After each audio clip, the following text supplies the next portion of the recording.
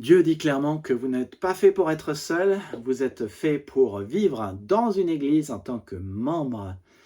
Et il dit clairement que votre développement spirituel passe par le fait d'être membre. Il veut que vous grandissiez selon la stature parfaite de Christ. Il veut que vous grandissiez en sainteté, en maturité. La sainteté, la maturité, c'est le fruit de l'esprit, c'est l'amour, la joie, la paix. Il veut que vous grandissiez en amour, que vous appreniez l'amour, que vous appreniez à le pratiquer.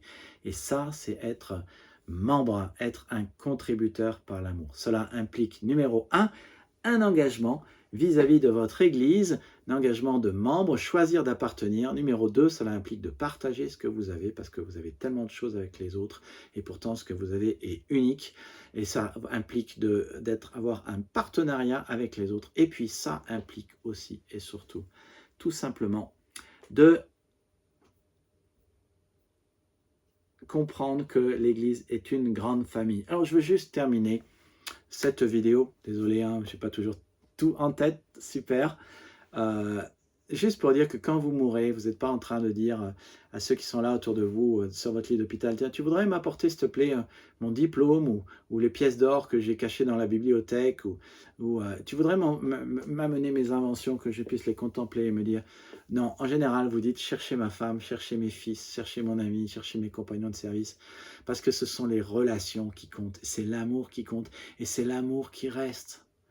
Paul parle de cet amour comme étant la voie de l'excellence. Il dit, si je n'ai pas l'amour, je suis un airain qui résonne, je ne suis rien, cela ne me sert à rien.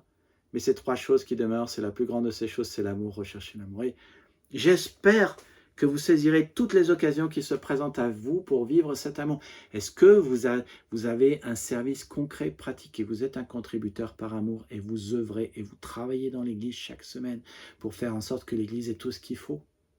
Nous vous invitons à faire cela, à être là à la campagne d'évangélisation, à être là à l'équipe d'évangélisation. Avez-vous choisi d'appartenir? Vous êtes-vous attaché à une église pour votre présence et votre statut? Avez-vous pris un engagement officiel dans une église? Êtes-vous devenu membre? La différence entre un non-membre et un membre se résume à la question de l'engagement officiel vécu au quotidien. Comment avez-vous choisi de partager votre vie avec les autres? Comment avez-vous choisi de prendre part et de faire votre part? Comment vivez-vous familialement votre vie d'église? Pourquoi êtes-vous là? Pour qui priez-vous? Une autre question. Faites-vous partie de la grande famille des enfants de Dieu? Vous pouvez en faire partie à chaque instant en donnant votre vie et votre confiance à Dieu et en le priant avec moi. Inclinons nos têtes, fermons nos yeux.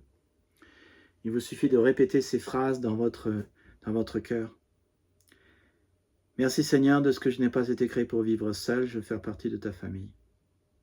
Je veux te faire confiance pour ma vie et pour tout. Viens dans ma vie, viens m'apprendre à vivre dans ta famille, viens diriger ma vie, viens m'apprendre à aimer. Enseigne-moi Seigneur ce qu'est le vrai amour. Amen. Si vous avez fait cette prière, c'est la prière la plus importante que vous puissiez faire. Maintenant, vous êtes réconcilié avec Dieu, vous avez le pardon des péchés, dit la Bible, vous avez la vie éternelle.